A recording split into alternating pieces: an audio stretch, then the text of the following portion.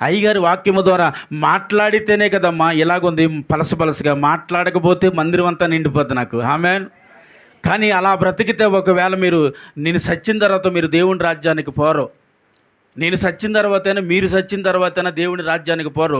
అరే నీకు నమ్మకమైన పని అప్పగించాను, ఏం చేసావు, ఒక్క ఆత్మను నువ్వు తీసుకురాలేకపోయావరా అని దేవుడు లెక్క చెప్పాలి. కాబట్టి ఎంతమంది పలసగా 10 మంది ఉన్నా సరే నేను ఇలాగే ఉంటాను, నేను ఇలాగే గద్దిస్తే, నేను ఇలాగే మాట్లాడతాను. మొగమాటం లేకుండానే ఏం చేయమన్నాడు, దేనికి మొగమాటం పడక గద్దించి బోధించు. నాకు అదే దేవుడిచ్చాడు, అదే నా ప్రాణం పోయే వరకు ఉంటుంది. ఆమేన్.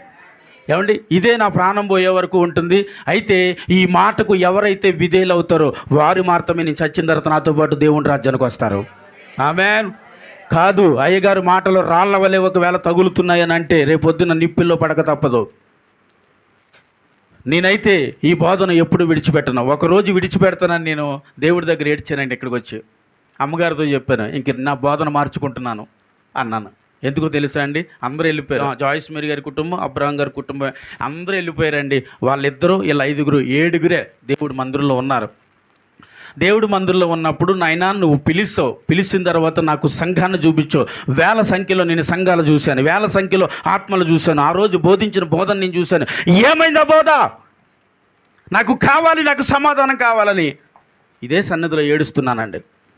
ఇదే సన్నిధిలో ఏడుస్తూ దేవుడి మీద కోపగించి ఏమన్నా తెలుసా, ఈ రోజు నుంచి నా బోధన మార్చేసుకుంటున్నాను. ఈ రోజు నుంచి ఎలా నవ్వించాలో నేర్చుకుంటాను, ఎలా ఊపించాలో నేర్చుకుంటాను. ఒక్కొక్క మనిషిని ఎలా పొంగించి ఈ రోజు నుంచి ఎలా రాబట్టుకోవాలో నేను చేస్తాను. ఏంటి డబ్బులు ఎలా రాబట్టాలో, ఎలా సంపాదించాలో ఈ రోజు నుంచి నేను నీ సన్నిధిలో చేయాలని అనుకుంటున్నాను. నువ్వేం చేస్తావో చేసుకో అన్నాను. ఇలాగే ప్రార్థన చేశానండి. ప్రార్థన చేసి ఇంకా నెక్స్ట్ వారమే స్టార్ట్ చేయాలి.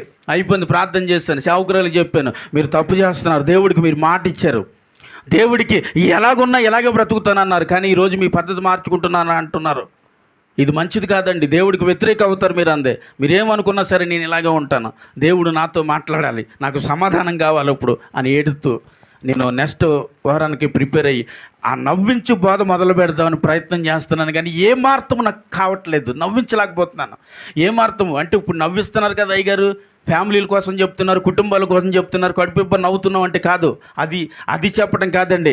ఎన్నో పనికిరాని లోక సంబంధమైన దరిద్రం అంతా బోధిస్తూ ఎంతోమందిని నవ్వించేస్తూ, ఇగో వారు ఇది ఇచ్చారండి, వారు ఇది ఇచ్చారు, దేవుడు వారిని దీవించి వారిని ఆశీర్వదించాలని వారు చెబుతూ ఉంటుంటే ఆ సంఘము ఉబ్బిపోయి ఈ వారం ఒకటి కొంటే రేపు వారం వచ్చేది మరొకటి కొంటూ వారు ఏం చేస్తున్నారు, వారి దగ్గర ఒకవేళ లేకపోయినా అప్పులు చేసి సంఘాలకి బాక్సులు కొనేసి అవి కొనేసి ఈ కొనేసేసి, ఎందుకని ప్రతి వారం వాయించేస్తూ ఉంటుంటే ఈ కుటుంబం ఇలాగని వాయించేస్తూ ఉంటే వాళ్ళకి వచ్చే ఆనందాన్ని బట్టి దేవుడి సన్నిధిలో ఇది ఇచ్చామండి అది ఇచ్చామండి చెప్పుకోవడానికి ఎంతోమంది ఉన్నారు ఈరోజు.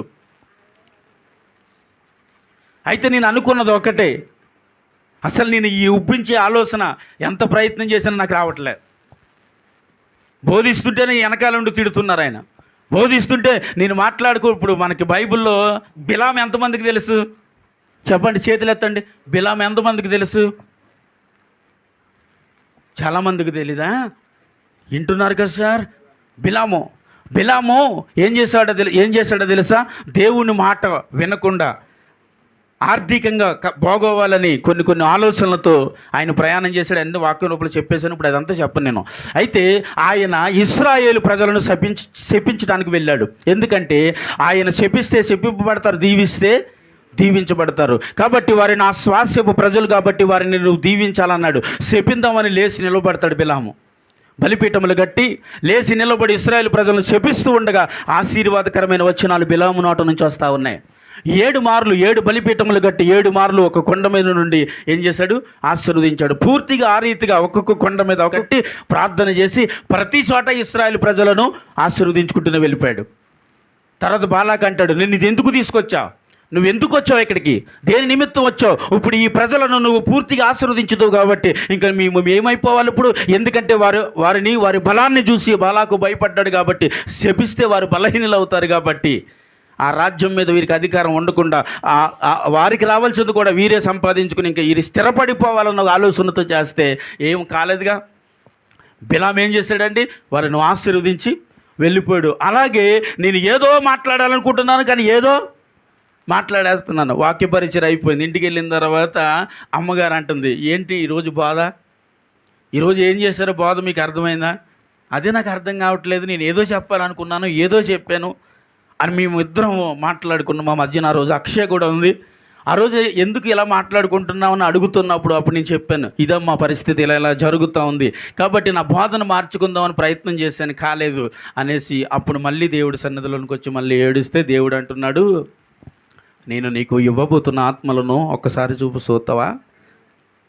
చెప్పరేమండి, హల్లెలూయా. నువ్వు ఒక్కసారి చూస్తావా అంటే చూస్తాను ప్రభువా.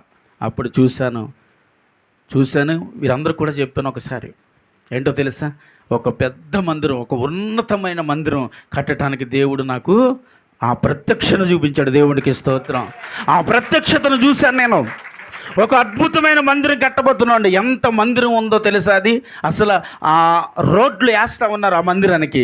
అంత పెద్ద మందిరం. నేను ఒక్కడనే కాదు, హైదరాబాద్, ఖమ్మం, కాకినాడ అనేకులు నా కొరకు నా పరిచర్యలో ఉన్న వాళ్ళు ఫోన్ చేసి అన్నారు, అయ్యా మీ కొరకు ప్రార్థన చేస్తున్నప్పుడు దేవుడు చూపించిన దర్శనాలు, అదే దర్శనం మరలా నేను చూశాను.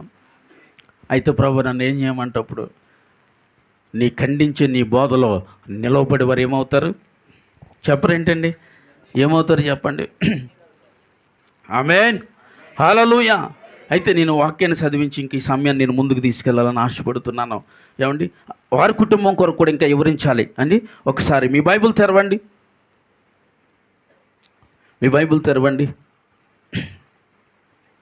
కీర్తనలు 25, కీర్తన 25 11 నుండి ఒక్కసారి చదవండి. యెహోవా, ఏంటమ్మా? నా పాపము బహుఘోరమైనది, నీ నామమును బట్టి దానిని క్షమింపుము. యెహోవా యందు భయభక్తులు గలవాడు ఎవడో వాడు కోరుకొనవలసిన మార్గమును ఆయన వారికి బోధించును. అతని ప్రాణము నెమ్మదిగా నుండును, అతని సంతానము భూమిని స్వతంత్రించుకును. యెహోవా మర్మము ఆయన యందు భయభక్తులు గల వారికి తెలిసి ఉన్నది. చప్పట్లు కొట్టేసన్నా మనం మహింపరచాలి. ఆయన మర్మము ఎవరికి తెలిసి ఉందండి? ఆయన యందు ఎవరైతే భయభక్తులు కలిగి ఉంటారో వారికే దేవుని మర్మములు తెలుస్తాయి. దేవుని మర్మము తెలుసుకోవడం అంటే దేవుడు దీవెనలు, దేవునిచ్చే ఆశీర్వాదాలు, లేకపోతే మీ బ్రతుకులో చేసే కార్యాలు ఏదైనా కావచ్చు. అది ఎవరికి తెలుస్తుందంటే ప్రతి ఒక్కరికి తెలియదు ఆ మర్మము. తెలియని వారే ఈరోజు ఎంతోమంది దేవుని సన్నిధికి దూరంగా బ్రతుకుతూ ఉన్నారండి. ఆ దేవుని మర్మము ఎరిగిన వారు ఎవరయ్యా అంటే, దేవుని ఆలయములో ఉండి ఆ మర్మమును తెలుసుకుని ప్రభు కొరకు భయభక్తులు కలిగి బ్రతికి వారికి ఆ మర్మం బయలుపరచబడుతుంది. వారికి దేవుని యొద్ద నుండి సహాయము వస్తుంది. చూడాలి, కీర్తన 21 స్పీడ్గా చెప్పేస్తాను. కీర్తన 121 మొదటి 2 వచనాలు, పేజీ నెంబర్ 520. కొండల తట్టు నా కన్నులెత్తుచున్నాను, నాకు సహాయం ఎక్కడి నుండి వచ్చును? యెహోవా యొద్ద నుండియే నాకు సహాయము కలుగును. ఆయన భూమిని ఆకాశమును సూచించువాడు. చప్పట్లు కొట్టేసాను, నామాన్ని మహింపరచాలి. సహాయం ఎక్కడి నుండి వస్తుంది మనకి చెప్పండి? ఇప్పుడు నువ్వు అన్నావు కదా, నాకు సహాయం ఎవరు అన్నావు. తోడబుట్టిన వారు సహాయము లేదు, కన్నవారు సహాయము లేదు, నీ స్నేహితులు, బంధువులు అనుకున్న సహాయము నీకు లేనప్పుడు నీకు సహాయం చేయడానికి ఎవరు నిలబడ్డారు చెప్పాలి? ఎవరు నిలవబడ్డాడండి? దేవాది దేవుడే నీ కొరకు నిలవబడ్డాడు. కాబట్టి ఎలాంటి శ్రమలో ఉన్న సహాయం దేవుడు యొద్ద నుండి నీ మీదకి దిగి వచ్చింది. ఆమేన్, హల్లెలూయా. ఏమండి, ఆయన యందు ఒకవేళ నువ్వు చేతులెత్తి ప్రార్థించగలిగితే ఆయన యొద్ద నుండి నీకు సహాయము ఆయనే పంపిస్తాడు. స్తోత్రం చెప్దామా? హల్లెలూయా. కాబట్టి మనుషుల సహాయము వ్యర్థము, రాజుల సహాయము వ్యర్థము, స్నేహితుల సహాయము వ్యర్థము, నీ రక్త సంబంధుల సహాయము వ్యర్థము, నీ తల్లి సహాయము, నీ తండ్రి సహాయము, నీ భార్య సహాయము, నీ భర్త సహాయం, అన్ని సహాయములు వ్యర్థము. దేవుడి సహాయం మాత్రమే మనకు సహాయం చేస్తుందా? హల్లెలూయా. దేవుని మాత్రమే నీకు నాకు సహాయం చేయగలడు. ఆయన మాత్రమే నిన్ను నన్ను పోషించగలడు. ఆయన మాత్రమే నిన్ను నన్ను బ్రతికించగలడు. మనుషుల సహాయం అవదండి. ఒకవేళ మనిషి నిన్ను బ్రతికించేస్తాడంటే, ఒక ఇంజెక్షన్ వల్ల నేను బ్రతికేశానండి, ఒక ట్యాబ్లెట్ వల్ల నేను బ్రతికేశానండి, లేదండి ఆ సమయంలో నా గుండె ఆగిపోతే ఎవడో వచ్చి కొట్టేస్తే బ్రతికానండి, నీ ముఖం దానివల్ల నువ్వేమీ బ్రతకలేదు. దేవుడు వస్తే బ్రతకవు. చప్పట్లు కొట్టాలప్పుడు. హల్లెలూయా. ఎవరు వస్తే బ్రతకమండి? దేవుడు వస్తేనే బ్రతకం. దేవుడు నీకు ఊపిరి వేస్తేనే. దేవుడు ఆదామును తయారు చేసాడు, మట్టి నుంచి చేసినప్పుడు అది కదలలేని బొమ్మగానే ఉంది. ఆయనకు జీవ ఆయువు వదలేనని చెప్పు, ఆ మట్టి నేలనే ఉంది, లేవలే. ఈరోజు నీవు నేను అంతే. ఒకవేళ జీవ ఆయువు వదలేని ఆదాము ఏ రీతిగా ఉన్నాడు, ఒకవేళ ఆత్మీయ జీవితం లేకపోతే ఆ నేలను పడి ఉన్న బొమ్మ ఎలాగుందో మన ఆత్మీయ జీవితాలు కూడా ఈ లోకంలో అలాగే బ్రతుకుతాయి. ఒకవేళ దేవుడి సహాయం ఉంటే నీకు ఏమవుతుంది? ఆయన జీవ ఆయువు వదిలిన తర్వాత ఆదాము లేచాడు. దేవుడికి స్తోత్రం. ఈరోజు దేవుని వాక్యానుసారంగా నువ్వు బ్రతికితే ఏమండి, ఎప్పుడు మనం ఎలాగున్నట్లు? జీవంతో ఉన్నట్లు, అనగా ఆత్మ సంబంధం వ్యక్తిగా బ్రతుకుతున్నట్లు. నువ్వు చూడటానికి అందంగానో, చూడటానికి బలంగానో, యోగ్యుడిగానో, యోగ్యురాలుగానో ఉన్నామని నువ్వు అనుకున్నా, దేవుని దృష్టిలో యోగ్యురాలువా? దేవుని దృష్టిలో యోగ్యుడువా? దేవుని దృష్టిలో నమ్మకస్తురాలువా? నమ్మకస్తుడువా? దేవుని దృష్టిలో నా జీవితం ఇది, నా బ్రతుకు ఇదని చెప్పగలిగిన ఆ అనుభవం ఈరోజు మన జీవితంలో ఉందా అంటారా అండి? అలాంటి జీవితం ఉండేది కొద్ది మందిలోనే అంటాను. ఆ కొద్ది మంది మీరే కావాలి. చప్పట్లు కొట్టాలా? ఆ కొద్ది మంది ఎవరు కావాలి? మీరే కావాలండి. బ్రతికినంత వరకు ఆత్మ ఉన్నట్టుగానే బ్రతకండి. ఆత్మ లేని శరీరములుగా బ్రతికితే బ్రతికిన వేటే, చచ్చిపోయిన వేస్తే ఉన్న ఒకటే మనం. కానీ బ్రతుకుత క్రీస్తు కొరకైతే నీకు లాభం. ఆమేన్. హల్లెలూయా. బ్రతికితే క్రీస్తు కొరకు బ్రతుకుదాం. చచ్చిపోయిన యేసయ్య కొరకు చచ్చిపోతాం. నా బాధ ఇది, నా బాధ ఇది, నా బాధ ఇది. వినాలి, మీరు అందరూ వినాలండి. దీనికి భయపడి బ్రతకాలండి. వాక్యానికి లోబడి బ్రతకాలండి. ఈ శరీర సంబంధమైన ఆశలు, ఈ శరీర సంబంధమైన కోరికలు మనల్ని ప్రతి దినము లోకానికి నడిపిస్తూనే ఉంటుంది. కానీ దీన్ని చంపాలి అంటే దేన్ని చంపాలి? ఈ శరీర సంబంధమైన ఆశలను, కోరికలను చంపాలంటే దేవుడి సహాయాన్ని విడిచిపెట్టకూడదండి. ఏం విడిచిపెట్టకూడదు? దేవుని సహాయాన్ని విడిచిపెడితే మనము ఆత్మీయంగా చచ్చిపోతాం. ఆత్మీయంగా చచ్చిపోతే దేవుని రాజ్యానికి సత్యక వెళ్ళం. చెప్పండి, సత్యని తర్వాత దేవుని రాజ్యానికి వెళ్ళము. ఆత్మపరంగా నువ్వు బ్రతికి ఉన్నప్పుడే సత్య దేవుని దగ్గరికి వెళ్తాం మనం. ఆమేన్. హల్లెలూయా. ఈ శరీరము మనలను దేవుని యొద్దకు పోకుండా ఎన్నో ప్రయోగాలు చేస్తుంది. ఎందుకంటే దీని కోరికలు అలాంటివి, దీని ఆశలు అలాంటివి. ఇది ఎంతో భయంకరమైన ఒత్తిడి ఒక మనిషిని ప్రతి దినము చేస్తూనే ఉంటుంది. హల్లెలూయా. కాబట్టి దేవుడు చేసేదేంటి? దేవుడి యొద్ద నుండి నీకు సహాయమును పంపిస్తాడట. ఆ సహాయం ఏమై ఉండాలి? అప్పులు తీరాలి, బాధలు తీరాలి, కష్టాలు తీరాలి, కన్నీళ్ళు తీరాలి. ఎప్పుడు ఇదేనా నీ బాధ, నీ భారము? నీ శరీరానికి సహాయం అడిగావా? దేవా, నా శరీరానికి నీ సహాయం కావాలి, ఇది నా ఆధీనంలో ఉండట్లే. నా మనసుకు నీ సహాయం కావాలి, ఈ మనసు నా ఆధీనంలో ఉండట్లే. నా తలాంతులకి నీ సహాయం కావాలి, ఈ తలాంతులు నీ ఆధీనంలో ఉండట్లే. నా కాళ్ళకు నీ సహాయం కావాలి, ఈ కాళ్ళు నీ ఆధీనంలో ఉండట్లే. నా చేతులకి నీ సహాయం కావాలి, నా చేతులు నా ఆధీనంలో ఉండట్లే. ఈ సహాయం కొరకు ఎప్పుడైనా ప్రార్థన చేస్తామండి? చెయ్యం. ఏ సహాయం కొరకు చేస్తాం? లోక సంబంధమైన ప్రతి సహాయం కొరకు ఎప్పుడు ప్రార్థన చేస్తాం.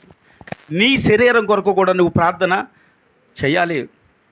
దేవా, నా శరీరము అంటే నా ప్రాణ ఆత్మ శరీరములు పూర్తిగా నీకు లోబడిపోవాలయ్యా. ఎప్పుడైతే ఒక మనిషి పూర్తిగా ప్రభువుకు లోబడిపోతాడో, ఎప్పుడైతే దేవుడి యందు భయభక్తులు కలిగి, ప్రభువా నేను ఇలాగే బ్రతుకుతానయ్యా, నాలా కాదు నీలా బ్రతుకుతానయ్యా. మనం అప్పుడప్పుడు అంటాం, నేను ఇలాగే బ్రతుకుతాను, నాలా బ్రతుకుతాను. వద్దు, నీలా బ్రతికితే, నీకు నచ్చినట్టు బ్రతికితే, ఈరోజు ఒక దినము, లేకపోతే 2 దినాలు, లేకపోతే నువ్వు బ్రతికినంత వరకు సంతోషం అయితే, ఆ సంతోషం కోసం నిత్య జీవాన్ని కోల్పోవద్దు. ఆ సంతోషం కోసం, నీకున్న సంతోషం కోసం, నీ శరీర సంబంధమైన ఆశల కోసం, కోరికల కోసం దేవునితో ఉండే సహవాసాన్ని కోల్పోవద్దు. సంఘముతో ఉండే సహవాసాన్ని కోల్పోవద్దు. సేవకులతో ఉన్న సహవాసాన్ని కోల్పోవద్దు. వీటిని ఎప్పుడైతే కోల్పోకుండా ఉంటామో ప్రభు సహాయము నువ్వు ఎప్పుడు పొందుతావు. ఏ విషయంలో పొందుదాం ఈరోజు చెప్పాలి. మీరు చెప్పాలి ఈరోజు అందరూ. ఆర్థిక సహాయం విషయంలో కాదండి, ధనం విషయంలో కాదు, డబ్బు విషయంలో కాదు, ఆరోగ్య విషయంలో కాదు, భర్త విషయంలో కాదు, భార్య విషయంలో కాదు, కుటుంబ విషయంలో కాదు. ప్రభువా, పూర్తిగా నా శరీర విషయంలో నీ సహాయం కావాలి. ఎందులో? పూర్తిగా నా శరీర విషయంలో నీ సహాయం కావాలి. నా శరీరం మొత్తం నీ ఆధీనంలో తీసుకో. నన్ను పూర్తిగా నీలోనికి నేనేమైపోవాలా? పూర్తిగా మారిపోయేలా నీలో మారిపోవాలి, నాలా కాదు. నేను పూర్తిగా మారిపోవాలి. నా శరీరం నీ ఆధీనంలోకి వచ్చేయాలి. నా శరీర సంబంధమైన కోరికలను, ఉన్న ఆశలను, త్రాగుడు, వ్యభిచారం, పాపం, కోపం, శాపం ఏదైతే నీ జీవితంలో ఉందో వాటన్నిటిని పూర్తిగా ప్రభువుకు అప్పగిస్తే నువ్వు నీ శరీరమును దేవుడికి అప్పగించిన వ్యక్తి. ఆమేన్. హల్లెలూయా. దేవుడికి అప్పగించుకోవడం అంటే ఏంటండి? నా శరీరాన్ని నేను అప్పగించుకోవడమా అంటే నన్ను నేనే ఏం చేసుకోవాలా? ఒకవేళ బలిగా అర్పించేసుకోవాలా? నేను దేవుడు బలి కోరేవాడు కాదని వాక్యం చలవిస్తుంది. నేను బలిగా కోరేవాడు కాడు నా దేవుడు.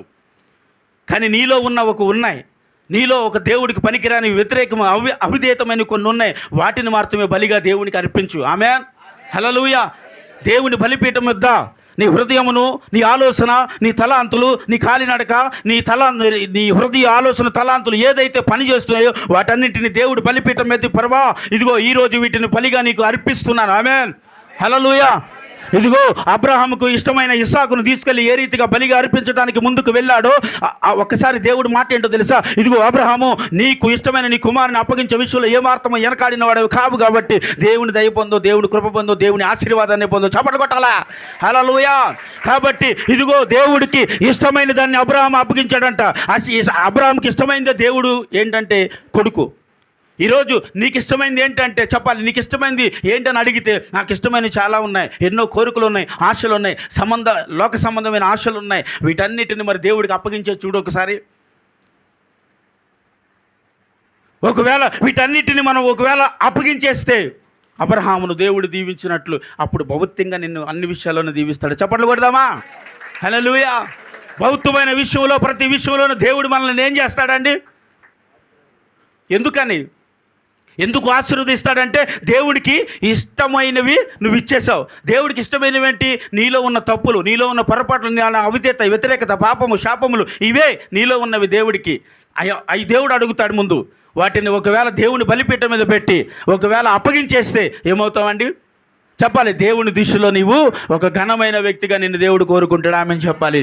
ఆ ఘనమైన వ్యక్తికి దేవుడు ఘనమైన కార్యాలు దినదినమును, ఎప్పుడును, ఎల్లప్పుడూ, సదాకాలమును ప్రభు తోడుగా ఉండి ఆయన కొండల తట్టు చేతులెత్తి ప్రార్థిస్తే నీకు సహాయము సమృద్ధిగా దిగి వస్తుంది. చప్పట్లు కొట్టాలే. హల్లెలూయా. ఎక్కడి నుండి సహాయం వస్తుంది? ఎక్కడి నుండి సహాయం వస్తుందండి? దేవుని యొద్ద నుండి మనకి సహాయము వస్తుందని వాక్యము సెలవిస్తూ ఉంది. ప్రతి మాటను ఇదిగో మనం చూడాలి. ఇప్పుడు చూడండి, ప్రతి ఒక్కరు మీ బైబిల్ తెరిచి ఉన్నారు కదా. కీర్తన 102 తీయండి. కీర్తన 102 17 చదవండి ఒకసారి. కీర్తన 102. ఆయన దిక్కులేని దరిద్రుల ప్రార్థన నిరాకరింపక వారి ప్రార్థన వైపు తిరిగి ఉన్నాడు. చెప్పండి. హల్లెలూయా. ఎవరి వైపు ఉన్నాడు చెప్పండి? ఆయన ధనవంతుల వైపు, వారు చేసిన ప్రార్థన వైపు తిరిగి ఉన్నాడా? నువ్వు బలమైన వ్యక్తినని, బలమైన వాడినని, బలమైన దానినని, అన్ని రకాలుగా ఆశీర్వదింపబడిన వ్యక్తినని నేను ప్రార్థన చేస్తున్నానంటే నీ ప్రార్థన వైపు దేవుడు ఉన్నాడా? ఎవరి వైపు ఉన్నాడు? దీనుల వైపును చెప్పాలి. దిక్కు లేని దరిద్రుల వైపు, వారు చేయబడిన ప్రార్థన వైపు దేవుడి కనులు ఉన్నవి, ఆయన చెవులు ఉన్నవి, ఆయన కార్యములు నీకు చేయబోతామన్నాడు. స్తోత్రం చెప్పాలి. ఇప్పుడు హల్లెలూయా. దేవుని కార్యము ఎవరి దగ్గరికి వస్తుందో తెలుసా? ముందు దిక్కులేని వాడి దగ్గరికి, దిక్కులేని వాళ్ళ వ్యక్తి దగ్గరికి వస్తుందంట. నిరాకరించబడిన వ్యక్తుల దగ్గరికి వస్తుందంట. ఈ లోకంలో ఎన్నిక లేని వ్యక్తిని అని అనుకున్న వ్యక్తి దగ్గరికి వస్తుందంట. ఈ లోకంలో నాకు బ్రతకలేనయ్యా అని అనుకున్న వ్యక్తి దగ్గరికి దేవుడు సహాయం వస్తుందంట. ఈ లోకంలో నేను జీవించలేకపోతున్నాయా అనుకునే వ్యక్తి దగ్గరికి దేవుడు సహాయం వస్తుందంట. ప్రభువా, అందరూ విడిచిపెట్టి వెళ్ళిపోయారయ్యా అని ఏడుస్తున్నప్పుడు దేవుడు సహాయం వస్తుందంట. ప్రభువా, ఒకప్పుడు అందరూ ఉన్నారు అనుకున్నానయ్యా, ఈరోజు ఎవరు లేరయ్యా అని ఏడుస్తావు కదా, అప్పుడు దేవుడి సహాయం నీ దగ్గరికి వస్తుందంట. ఇంకా బ్రతికితే ఈ పూట చాలయ్యా, చచ్చిపోతే నీతో వస్తానయ్యా అనే సమయంలో దేవుడు సహాయం నీ దగ్గరికి వస్తుందంట. చాలు ప్రభువా, ఈ ఒక్కరోజు బ్రతికితే చాలు, నీకు సాక్షిగా బ్రతుకుతానని ఏడిసిన వారి దగ్గరికి వస్తుందంట.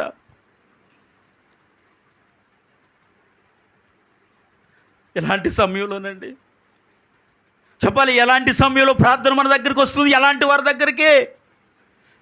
నేను దరిద్రుడిని కాదండి, నేను దరిద్రురాలు కాదు. నాకు ధనం ఉంది, నాకు బలం ఉంది, నాకు జనం ఉన్నారు, బలవంతులు ఉన్నారు, నాకు రక్త సంబంధులు, నా స్నేహితులు ఉన్నారు. నేను దరిద్రుడిని కాదని ఒకవేళ నీవంటే నీ ప్రార్థన వైపు దేవుని కనులు లేవు, దేవుని చెవులు లేవు. నువ్వు ఎన్ని కలిగి ఉన్నా, ఏమి కలిగి ఉన్నా, ఏది నీ జీవితంలో ఒక బలమైన పాత్రవే నువ్వు కావలసి వచ్చినా, ఒకవేళ దేవుని దగ్గర నువ్వు చేయాల్సిన ప్రార్థన, నేను దిక్కులేని వాడినయ్యా, నేను దిక్కులేని దానినయ్యా అని ఎప్పుడైతే ప్రార్థన చేస్తామో వారి దగ్గరికి దేవుని సహాయం దిగి వస్తుందంట. చప్పట్లు కొట్టాలి ఇప్పుడు. హల్లెలూయా. అందరూ బట్టే మనం ప్రతి విషయంలోనే ఒక్కొక్క విషయం అండి, ప్రతి విషయం కాదు, ఒక్కొక్క విషయంలో మనల్ని బట్టి మనం గర్విస్తూ ఉంటాం. వద్దు, గర్విస్తే దేవుడు నీ ప్రార్థన వినడు. గర్వంగా ప్రార్థన చేస్తే నీ ప్రార్థన వినడు. గర్వంగా ప్రవర్తించి ప్రార్థన చేస్తే వినడు. నువ్వు లోకములో ఉన్నప్పుడు గర్వంగా ఉండి దేవుని దగ్గర దీనుడైపోయి ప్రార్థన చేసిన దేవుడు వినడు. నీ బ్రతుకంతా ఏమై ఉండాలి? దీనత్వం కలిగి ఉండాలి. నీ బ్రతుకంతా, నీ ఆలోచనంతా, నీ నడవడికంతా పూర్తిగా దేవుడికి అప్పగించుకుంటేనే దీనురాలుగా బ్రతకగలం. ఎవరికి అప్పగించుకుంటే అండి? దేవుడికి నిన్ను నీవు అప్పగించుకుంటేనే దీనత్వం మనకు వస్తుంది. ఆమేన్. హల్లెలూయా. దేవుడికి ఎప్పుడైతే సంపూర్ణంగా మనం అప్పగించబడతామో అప్పుడే మనలోనికి దీనత్వాన్ని దేవుడు, అప్పుడు వరకు నీలో ఒకవేళ గర్వం, ఒకవేళ ఆలోచన, ఒకవేళ నాకేంటిలే అని అనుకున్నా దేవుని సహాయం రాదు బిడ్డ. దేవుని సహాయం మనసుకు రా. మనుషులు సహాయం కోరొద్దండి. మనుషులు సహాయం వ్యర్థం. మీకు ఎన్నోసార్లు చెప్పాను, మరొకసారి చెప్తున్నాను. ఈరోజు నేను ఇక్కడ బ్రతకటానికి కారణం ఒకటి దేవుడైతే, రెండోది మీరే. నాకు ఇక్కడ ఎవ్వరూ తెలీదు, ఏలూరులో ఎవ్వరూ తెలియదు. ఏలూరులో ఇలాంటి సేవ చేయగలుగుతున్నానంటే ఈరోజు సహాయం, ఎవరి సహాయం ఇది? మనుషుల సహాయమా అండి? ఈరోజు నా బంధువులు, నా రక్త సముద్రం అనే మాట ఏంటో తెలుసా? ఊరు వదిలి వెళ్ళి ఎక్కడో ఎలా బ్రతుకుతున్నావురా? చాలా ఘనముగా బ్రతుకుతున్నాను. ఆమేన్. హల్లెలూయా. చాలా ఉన్నత స్థితిలో నేను బ్రతుకుతున్నాను. ఉన్నత స్థితి అంటే ఏముందో నీ ముఖానికని అనుకోవచ్చు. నీకు ఒక కారు ఉందా, నీకు ఉండడానికి ఇల్లు ఉందా, నీ బతుకు ఏముందా నువ్వు అనుకోవచ్చు. ఏమి నేను కోరేవాడిని కానండి. దేవుని ప్రేమను కోరేవాడిని, దేవుని సన్నిధి కోరేవాడిని, దేవుని ఆత్మను కోరేవాడిని, దేవునితో సహాయమును కోరేవాడిని నేను. ఆమేన్. హల్లెలూయా. ఇవన్నీ నీ దగ్గర ఉంటే చెప్పాలి, భౌతిక సంబంధం అన్నీ నీ పాదాల దగ్గరికి పరిగెట్టుకుని వచ్చేస్తాయి. ఆమేన్ చెప్పండి. హల్లెలూయా. ఇవన్నీ నీకు ఉండాలి. మొట్టమొదటగా ఈ భౌతిక సంబంధమైంది కొన్ని రోజులు నీకు ఘనమైన పేరు తీసుకొస్తుంది. కొన్ని రోజులు అబ్బో నువ్వు ఒకప్పుడు ఎలాగున్నావు, ఇప్పుడు ఎలాగున్నావు అని అంటారు. అబ్బో నువ్వు ఒకప్పుడు నువ్వు దరిద్రుడు, నీ దరిద్రపు జీవితం ఈరోజు ఇంత స్థితి రావడానికి కారణం ఎవరని అంటారు. కనీసం అప్పుడైనా దేవుడి సువార్త మనం చేస్తామా? కేవలం ఇది ఇంత కూడా యేసయ్యకే మహిమని నువ్వు అనుకుంటావా? ఒకవేళ దేవుని అంగీకరించాక నా బ్రతుకు మారిందని చెబుతామా? చెబితే మళ్ళీ సిగ్గేమో, మళ్ళీ చెబితే నువ్వు యేసు ప్రభు నమ్ముకున్నావా అని అంటారేమో అని భయము. దేవుడు కార్యం చేసిన ఆ కార్యాన్ని మళ్ళీ మనం ఎదుట వ్యక్తి దగ్గర మనం ప్రకటించలేం. ఏముందండి, మామూలే, మన బంధువులు ఉన్నారు, స్నేహితులు ఉన్నారు, ఎవరో ఉన్నారు, సాయం చేశారు, ఉద్యోగం వచ్చింది, అది వచ్చింది, ఇది వచ్చింది, ఏదో చెబుతావు. కానీ అసలు దేవుడే నా జీవితంలోకి వచ్చాడని చెప్పవుగా. నా ఏడ్పుది, నా బాధది. నీ జీవితంలో ఏది జరిగినా ఏమనాలంటాను నేను? చెప్పాలి, నా దేవుడు ఇచ్చాడండి, నా దేవుడు చేశాడు. నీ జీవితంలో ఏది లేకపోయినా ఉందని చెప్పుకో. ఒకవేళ ఏమీ లేదు, ఏమీ లేకపోయినా చెప్పండి, ఏమీ లేని స్థితి నీ దగ్గరున్నా అన్నీ ఉన్నట్టు బ్రతికించజేయగలిగేవాడే యేసుక్రీస్తు ప్రభు. ఆమేన్ చెప్పాలి. హల్లెలూయా. ఏమీ లేకుండా మనం బ్రతకగలవండి? నేను చెప్పనా, నా జేబులో ఒక్కొక్క రోజు ₹1 లేకపోయినా నేను హ్యాపీగా బ్రతుకుతాను. నిజం చెప్తున్నాను మీ అందరికీ. నా జేబులో ఓ రోజు కాదండి, ఒక వారం అంతా నా జేబులో ₹100 కనిపించకపోయినా వారం అంతా నేను హ్యాపీగానే ఉంటాను. అంతేగాని ఈ ఏడు మోకం పెట్టి ఈ వారం ఏమీ లేదు, ఈ నెల ఏమీ లేదు, నా బ్రతుకు ఎందుకు ఎలా అయింది? ఇలాగే బ్రతుకుతాను. ₹1,00,000 నా జేబులో పెట్టినా ఇలాగే బ్రతుకుతాను, ₹1 లేకపోయినా నా జీవితం ఇలాగే బ్రతుకుతాను. ఎందుకంటే నేను ఆనుకున్నది ఈ ధనం మీద కాదు, నేను ఆనుకున్నది మనుషుల మీద కాదు, నేను ఆనుకున్నది ఏలూరు మీద కాదు, నేను ఆనుకున్నది నా రక్త సంబంధుల మీద కాదు, నేను ఆనుకున్నది నా బంధువులు కాదు, నేను ఆనుకున్నది నా స్నేహితులు కాదు, నేను ఆనుకున్నది నా చుట్టాలు ఎవరు కాదు, నేను ఆనుకున్నది సజీవుడైన యేసుక్రీస్తు ప్రభువు. ఇది మీరందరూ ప్రకటించగలగాలి. ఏం చేయాలి చెప్పండి?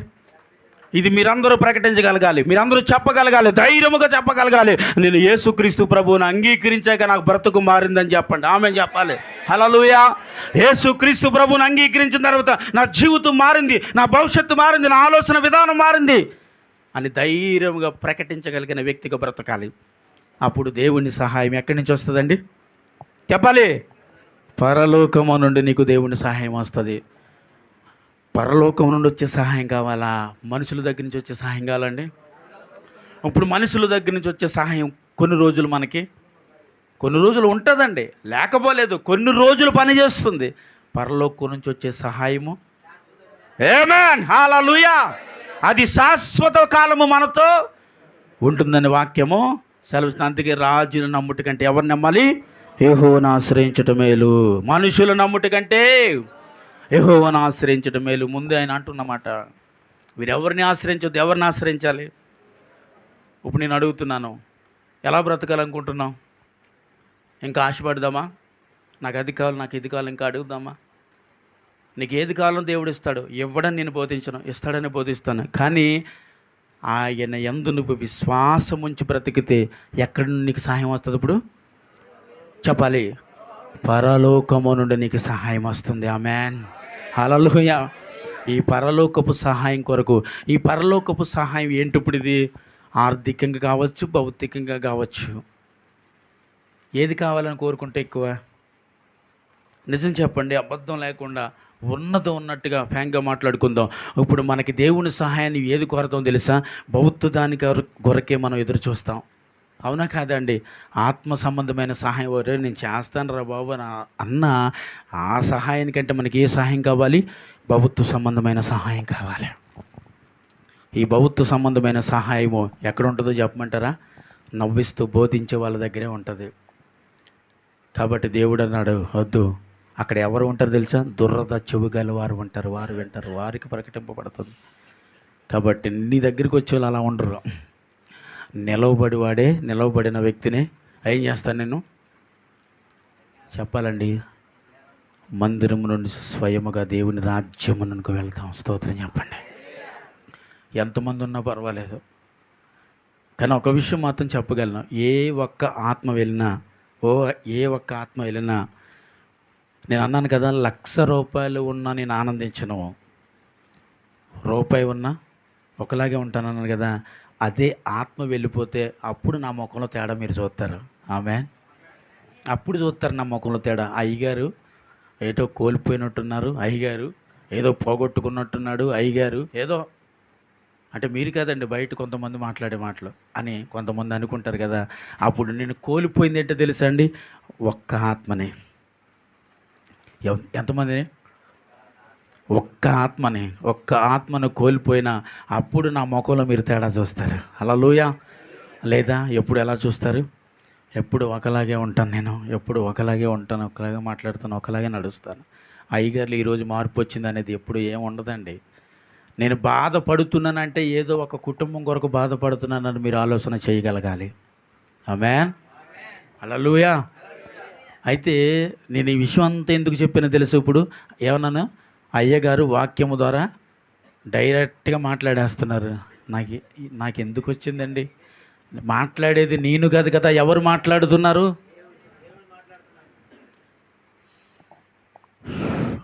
నాగరాజు గారు,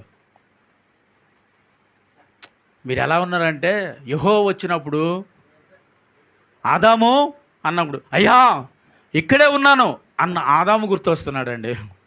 సారీ సార్, నాకు అందుకే ఎదురుగుంటూ ఉంటేనే నేను చక్కగా వాక్యాన్ని చెప్పగలను. నేను ఇసాక్ గారి ఇంటికి ప్రార్థన పెట్టినప్పుడు అసలు నేను వాక్యాన్ని చెప్పలేకపోయింది తెలుసా అండి. అందరూ ఎక్కడెక్కడ కూర్చుని, మెట్ల మీద కూర్చుని, అక్కడ కూర్చుని, ఇక్కడ కూర్చుని వాక్యాన్ని ఏంటంటే నేను సూటిగా వాక్యాన్ని నాకు అందరు కనిపించాలా, నా ఎదురుగుంటూ ఉండాలి. ఉంటేనే వాక్యాన్ని. అందుకే గోళ్ళని పడగొట్టించేసాను. ఈ తమ్మ ఒకటి ఉంది, పడగొట్టిందామంటే అవుతలేదు, పడగొడితే ఇది కూలిపోద్ది అంటున్నారు. కాబట్టి ఈ తమ్మను ఒకటి ఉంచాను. కాబట్టి అందుకే ఇలాగొస్తున్నాను. స్తోత్రం చెప్పాలండి. హల్లెలూయా. నా ఎదురుగా ఉండి నిలవబడితే కూర్చుని ఉంటే నేను సూటిగా, నేను ఇసాక్ గారు మాట అన్నారు, ఏమయ్యా ఆదివారం నాడు అదేంటండి అలా చేశారు రాలేదంటే, ఎందుకు సార్ వస్తాం, ఇసాక్ గారు సూత్రం చెప్పండి అంటే చేతులు ఎత్తలకు కావాలి. అన్నారు. ఏమంటే నేను ఆదివారం ఎవరైనా పడుకున్నావా? ఎందుకని? నా మొఖం దేవుడి అభిషేకం ఎలా దిగి వచ్చింది? ఆదాము గారిని చూస్తే ఆశ్చర్యపోయి ఆ అభిషేకము మందిరం అంతా వచ్చింది. ఆమె చెప్పాలి హల్లెలూయా. ఎవరికి నిద్ర లేదు, అందుకే ఎంత నిద్రపోని ఇలా ఉంటాను నేను. ఆమె చెప్పాలి. నా సౌందర్య రహస్యం ఏంటో తెలుసా? ఏమంటే ఊరుకోండి సార్ అమ్మా. దేవుని సన్నిధి మన మీద ప్రకాశిస్తుంది కాబట్టి మనలో ఉండే ప్రకాశమైన ఆ వెలుగు ప్రభుదే. ఆమేన్ హల్లెలూయా. ఈ ప్రకాశమైన వెలుగు నిన్న ఆదివారం మీరు కోల్పోయారు సార్. తప్పు కంటే మన్నించాలి. హల్లెలూయా. ఏమండి? కాబట్టి ఏమో దేవుడి సన్నిధిలో ఏ రోజు ఏది జరుగుతుందో తెలీదు. బుధవారం ఆమె వచ్చింది కాబట్టి ఆ రోజు దేవుడు ఏం చేశాడు ఆమె జీవితంలో? ఈ ఆసక్తితోటి మందిరానికి పోతాం మనం. ఆమె చెప్పాలి. ఎందుకంటే ఇది నా భార్య నేర్పించింది నాకు. ప్రతి వారం వెళ్ళని అవసరం లేదే. ప్రతి వారం వెళ్తే ఎక్కడి నుంచి వస్తే ఒక వారం విడిచి వారం వెళ్తే కొద్ది ఆర్థికంగా బాగుంటాం. అన్ని దేవుడి మీద ఆధారపడిపోయి పెవ అని ప్రార్థన చేసేస్తే ఎక్కడి నుంచి రాలిపోతే ధనం. మనం చేసేది మనం చేయాలి కాబట్టి వారం విడిచి వారం వెళ్దాం అనివ్వండి నేను. అరే బాబు నువ్వు తప్పు చేద్దాం చెప్తూనే ఉంటుంది పాపం. అలా చెప్తూ ఉన్నాం వల్ల ఇంకెలా ఉన్నాంలేండి. అయితే ఇలాంటి తప్పులు నా జీవితంలోనికి వచ్చేటప్పుడు ఈ వారం ఏం జరిగిందని ఆసక్తి నాలో ఉండేది కాదు. ఆ రోజు సాక్ష్యాలు ఇస్తూ మొన్న వారం చాలా అద్భుతం జరిగిందండి, నా ఇంట్లో ఇది జరిగిందండి, నా కొడుకు అది జరిగిందండి, నా కూతురికి ఇది జరిగిందండి, నా జీవితంలో ఇది జరిగిందని సాక్ష్యం చెబుతూ ఉంటుంటే అసలు ఏమైంది మొన్న వారం అంటే బలమైన ఆరాధన అండి, దేవుడు దిగొచ్చాడండి, అందరిని ముట్టాడండి అంటే అర్రే ఇలాంటి అభిషేకాన్ని నేను కోల్పోయినా అని కొన్ని రోజులు ఏడుస్తూ మొదలుపెట్టాను. ఏడుస్తూ మొదలు పెడతాం అంటే దానికి అర్థం ఏంటంటే దేవుని అభిషేకం మన మీదకి వస్తే ఏడుపు వస్తుంది, లేకపోతే రాదు. ఆ రోజు నా మీదకి దేవుడి అభిషేకం వచ్చినప్పుడు అనిపించింది అరే ఇంత అభిషేకాన్ని ఇంత ఆత్మ సంబంధమైన కార్యాన్ని నేను కోల్పోయినాను ఏడుస్తున్నప్పుడు వచ్చింది. అప్పుడు నేను ఏ ప్రార్థన మిస్ అయ్యేవాడిని కాదండి, ప్రతి ప్రార్థనకి వెళ్ళిపోయేవాడిని. ఏమో ప్రభా నువ్వు మాట్లాడేటి ఒక మాట నాకు తగులుతుందేమో అని ఏం చేసేవాడిని, చేతులు పట్టుకుని కూర్చుండేవాడిని దేవుడి మందిరంలో. ఇక్కడ నిలబడి ఈరోజు బోధిస్తున్నాను. ఒకప్పుడు అక్కడ కూర్చున్న వ్యక్తిని నేను. కొన్ని రోజుల పాటు ఆ స్థలంలో కూర్చున్నాను. కొన్ని రోజుల పాటు అనేటి అంటే స్వయంగా చెప్తాను 2 సంవత్సరాలు కూర్చున్నాను అక్కడ. ఆమె చెప్పాలి హల్లెలూయా. 2 సంవత్సరాలు అక్కడ కూర్చున్నాను. అక్కడి నుంచి ఇక్కడే 10 సంవత్సరాల పాటు నుంచి ఇక్కడే నిలబడ్డాను. దేవునికి స్తోత్రం హల్లెలూయా. అతి తక్కువ సమయం అక్కడ నిలవబెట్టాడు. అతి తక్కువ సమయంలో అక్కడ నిలవబెట్టినప్పుడు నా జీవితాన్ని నేను సరి చేసుకోవడం మొదలుపెట్టాను కాబట్టి ఇక్కడికి నడిపించాడండి. ఆమేన్. అంటే అక్కడ కూర్చున్న మనందరం ఏం చేయాలి, సరి చేసుకోవాలి. ఒకవేళ సరి చేయబడితే ఇక్కడికి వస్తాం, చప్పటి కొట్టాలి. ఇంక అందరూ అక్కడే కూర్చుండిపోతారా? ఎందుకంటే కోత విస్తారము పనివారు కొద్దిగానే ఉన్నారండి, కొద్దువుగా ఉన్నారు, పని చేసేవారు లేరు. దేవుడు పని చేసేవారు కావాలి. ఎక్కడి నుంచి వస్తారు? ఎప్పుడు అక్కడే కూర్చుంటే. ఎప్పుడు ఇక్కడ ఎందుకు కూర్చుంటున్నామండి? దేవుని పిలుపు లేక. ఇక్కడ ఎందుకు కూర్చుంటున్నామని దేవుడి పనిలో నమ్మకంగా వెళ్ళలేక. ఎప్పుడు ఇక్కడ ఎందుకు కూర్చుంటున్నామని కనీసం దేవుడి పని అది చిన్నదైనప్పటికీ బాధ్యత కలిగి నేను చేస్తే ఆ బాధ్యత అయిన పని ఒకవేళ నేను చేయగలిగితే నమ్మకమైన పని ఈ పని అప్పగిస్తాడని దేవుడికి స్తోత్రం చెప్పాలి. హల్లెలూయా. ఆ నమ్మకమైన పని ఏదైనా సరే నువ్వు దేవుడి మందిరంలో చెయ్యటం మొదలుపెట్టు. చెయ్యటం మొదలు పెడితే చెప్పండి అన్నిటికంటే ఘనమైన పని ఏంటి? ఇదే. దేవునికి స్తోత్రం హల్లెలూయా. నిజం. తర్వాత అన్నిటికంటే ఘనమైనది ఇంకొకటి ఉంది. ఏంటి చెప్పండి? దేవుని పరిచయంలో 2 ఉన్నాయి. ఒకటి అన్నిటికంటే ఘనమైనది ఇక్కడ బోధించడం, మరొకటి కరెక్ట్గా చెప్పగలిగితే. అమ్మా దగ్గరికే వచ్చావు కానీ కరెక్ట్గా చెప్పగలిగితే ఇక్కడ జ్ఞానవంతులు ఎక్కువ ఉన్నారు. 100 రూపాయలు ఇస్తాను, 100 రూపాయలు ఇస్తాను.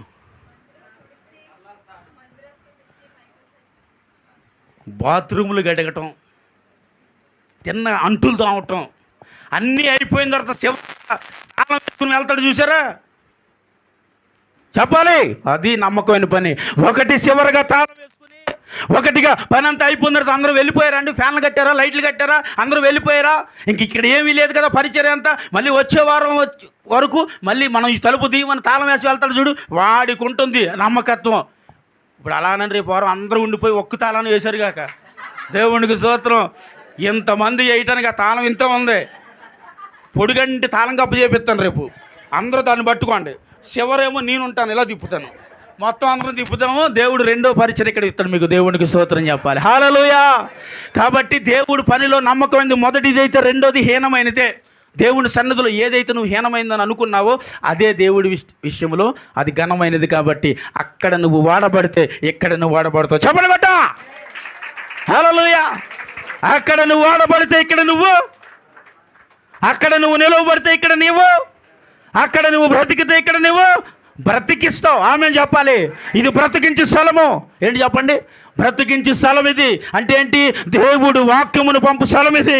ఇక్కడ నుండి దేవుడు వాక్యము మీ హృదయాలలోనికి వచ్చేటప్పుడు అని పక్కకి గంటవాడికి ఏమీ లేదు, అని అందుకున్నవాడు జీవితులు, అందుకున్నవాడు బ్రతుకులు మారతాయండి. చేపలు కట్టాలి. హల్లెలూయా. ఏం చేయాలండి? దేవుడు వాక్యం వచ్చేటప్పుడు దేనితో? ఆమేన్. దేనితోటండి? హృదయముతో క్యాచ్ చేయాలి. అలాగా నన్ను చాకులు తెచ్చి కోసేసుకుని ఇలా అన్నారు కాక. దేవునికి స్తోత్రం. కనబడుతుంది. హల్లెలూయా. ఏం చేయాలి? హృదయముతో దేవుని వాక్యమును నింపేసుకోవాలి. ఎక్కడి వరకు నింపేసుకోవాలంటే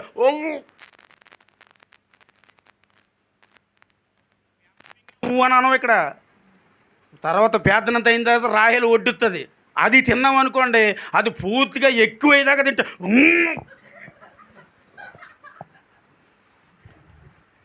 అంటాం. వాక్యాన్ని ఇదే రీతిగా ఇక్కడ నిలబడి నేను తెల్లవారులు బోధించగలిగిన అభిషేకం నాకు ఉందా? ఆమె చెప్పండి. ఇక్కడ తెల్లవారులు ఆగకుండా బోధించగలిగిన అభిషేకం దేవుడు నాకు ఇచ్చాడు. నేను బోధించగలను. ఎంత బోధిస్తున్నా, ఎంత వింటున్నా మీరు అనే ఆలోచన రాకుండా వినగలరు. కొంతమందికి వస్తుందండి అనేది. ఏటో తెలుసా?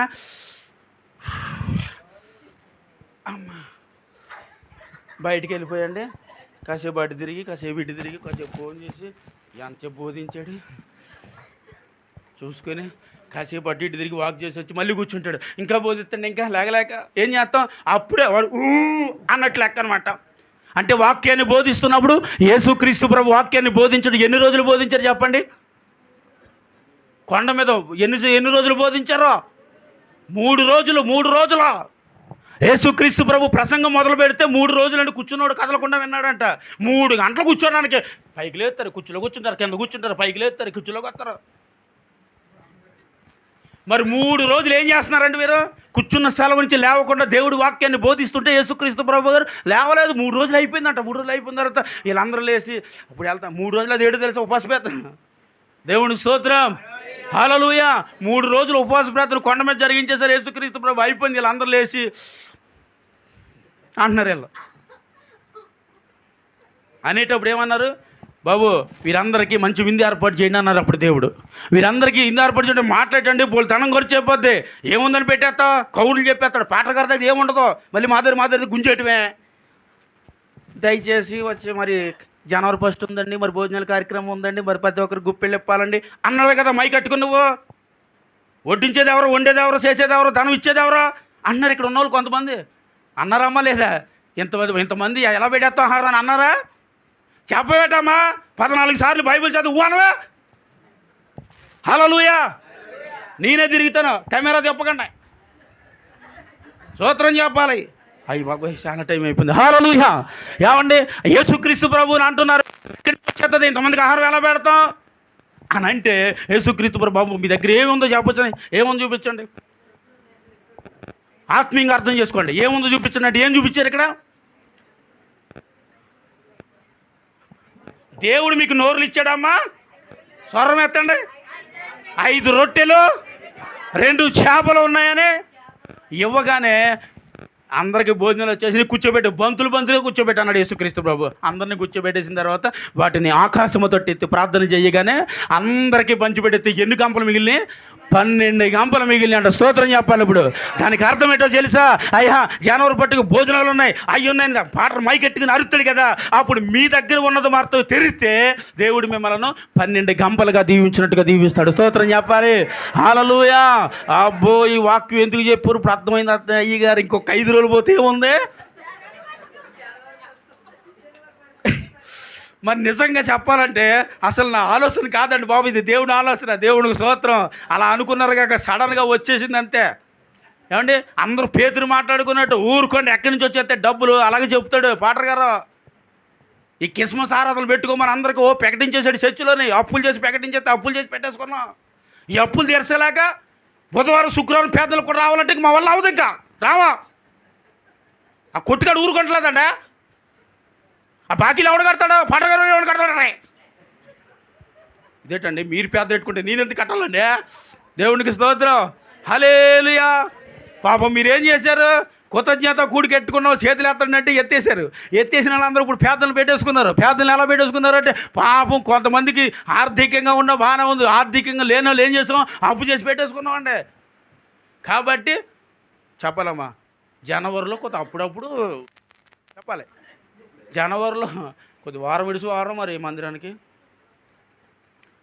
అయ్యగారు మరి శుక్రవారం రాలేదంటే మరి అది కొత్త ఇంట్లో కొత్త ఇబ్బందిగా ఉంది కదండి. మరి మనం పేదని ఎట్టుకున్నామండి, అయ్యగారు పేదని ఎట్టుకోమన్నారండి. ఇక్కడే కూర్చోబడతారు, ఇక్కడ నిలబడతారండి మైక్ కట్టుకుని. మరి అందరికీ వందనాలండి, అయ్యగారికి వందనాలండి. మరి మన నాకు డిసెంబర్లో పేదని ఎట్టుకోమన్నారండి, పెట్టుకున్నానండి. చాలా భయంకర పరిస్థితుల్లో అప్పు చేసి పెట్టుకున్నానండి. మరి ఏమో కట్టడానికి మరి అయ్యగారు ఏమో మరి మందిరాన్ని రావట్లేదు, ఎవరు రావట్లేదు, చేతులు ఎత్తమంటున్నారండి.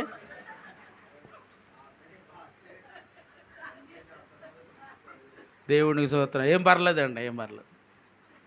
ఏమండి ఎవరు ఎత్తమంటే మరి ఎత్తడానికి మరి సిగ్గేస్తుందండి. మరి ఎందుకంటే మరి నేను ఈ వారం కూడా రాలేదండి, మా ఈ నెల అంతా కలిపి ఒక్క వారం వచ్చానండి దేవుడి మందిరానికి. మరి ఈరోజు దేవుడు నాతో మాట్లాడాడండి. దేవునికి స్తోత్రం, హల్లెలూయా.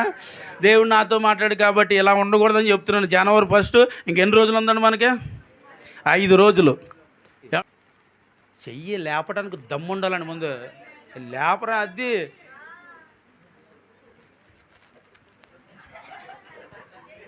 ఏటమ్మా మరి అమ్మా,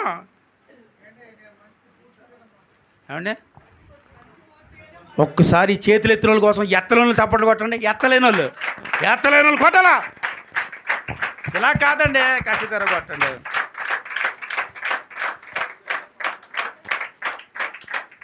నలభై రోజులు ప్రార్థనలో తల్లి కోల్పోయిన కుటుంబాలు సంపాదించుకున్నాను.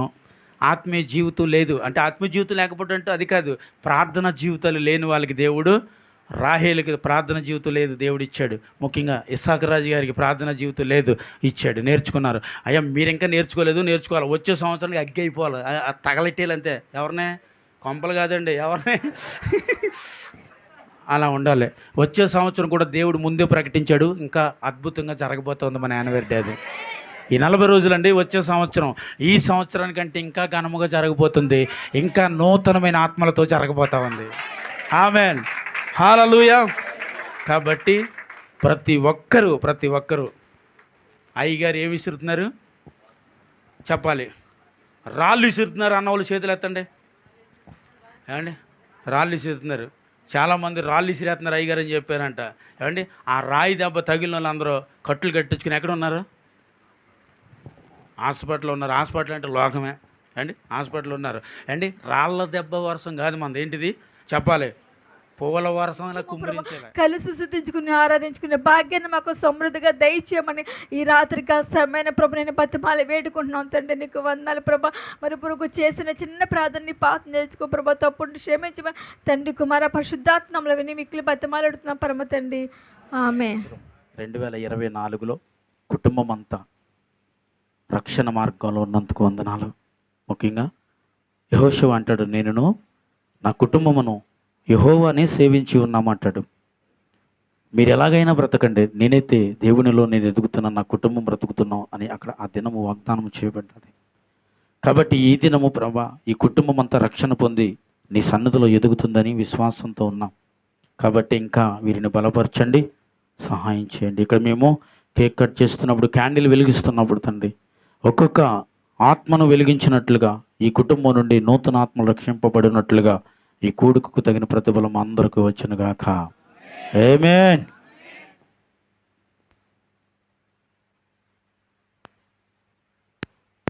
నేను క్యాండిల్ వెలిగిస్తున్నాను, నా నుండి ఒక్కొక్కరికి క్యాండిల్ వెలిగించు దేవుని నా కృపను అనుగ్రహించినప్పుడు మీరందరూ ఒక్కొక్కరిగా ఒక్కొక్క ఆత్మను రక్షించినట్లుగా.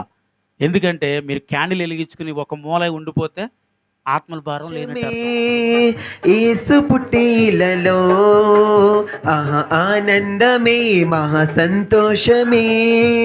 యేసు పుట్టిలలో ఆనందమే మహా సంతోషమే. పుట్టేలలో ఆనందమే మహా సంతోషమే.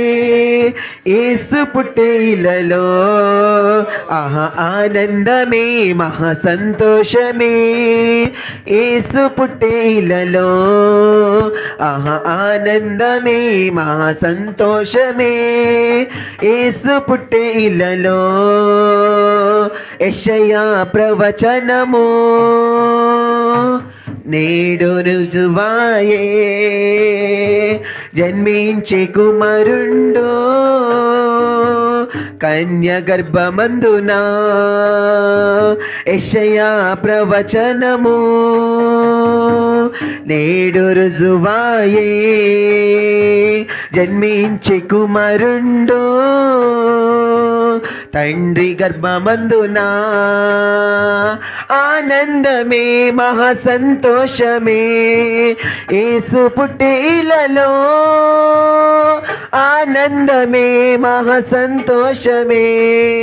యేసు పుట్టిలలో ఆనందమే మహా సంతోషమే.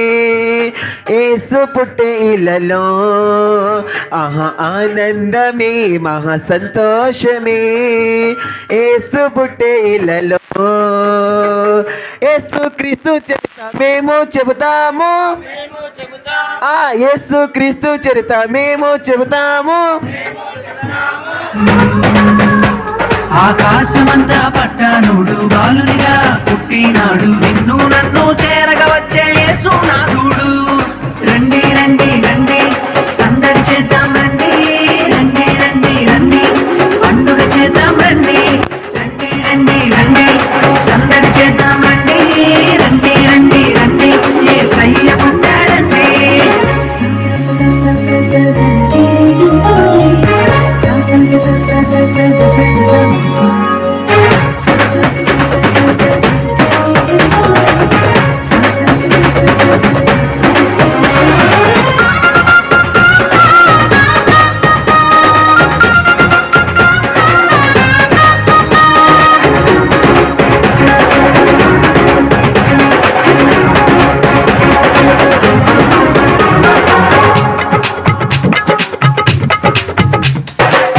తారనే చూసామే వెంబడి వచ్చామే. రాజునే చూడంగా త్వరపడి వచ్చామే. Happy happy Christmas. Merry merry Christmas. Hallelujah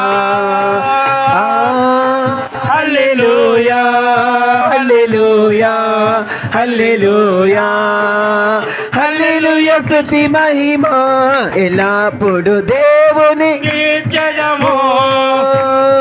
hallelujah. స్తుతి మహిమ ఎల్లప్పుడు దేవుని. ఆకాశము నుండి మన్నాను దేవుని స్తుతి చేదము. ఆకాశము నుండి మన్నాను పంపిన దేవుని స్తుతి చేదము. అలసాంద్రములను దాటించిన ఆ యెహోవాను స్తుతించెదము. అలసాంద్రములను దాటించిన ఆ యెహోవాను స్తుతించెదము. హల్లెలూయా. మహిమ ఎల్లప్పుడు దేవునికి చెదము. హల్లెలూయా. ఎల్లప్పుడు దేవునికి చెదము. హల్లెలూయా hallelujah hallelujah hallelujah hallelujah hallelujah hallelujah. స్తుతి మహిమ ఎల్లప్పుడు దేవునికి చేద్దాము. హల్లెలూయా. స్తుతి మహిమ ఎల్లప్పుడు దేవునికి చేద్దాము. హల్లెలూయా. బోలో కృష్ణరాజుకి, బోలో కృష్ణరాజుకి, రాజుల రాజుకి, రాజుల రాజుకి, జై. ప్రభువుల ప్రభుకి, జై. ప్రభువుల ప్రభుకి, జై. త్వరగా మన కొరకు రానైన యేసుకి జై. హల్లెలూయా, హల్లెలూయా. Hallelujah, hallelujah. హల్లెలూయా. హల్లెలూయా. ముగింపు ప్రార్థన చేస్తున్నాను. అందరూ తల్ల వంచుదామా? సకల ఆశీర్వాద కారణభూతుడు